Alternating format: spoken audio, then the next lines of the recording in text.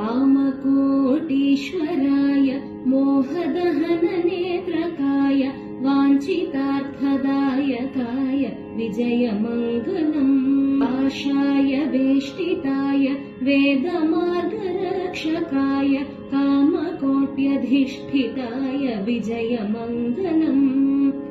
कामाक्षिपूजकाय कल्मषादिनाशकाय तादात्म्यनैष्ठिकाय Vijayamangalam. रुद्राक्षभूषणाय चन्द्रमौलिपूजकाय प्रेमपूर्णभाषणाय Vijayamangalam.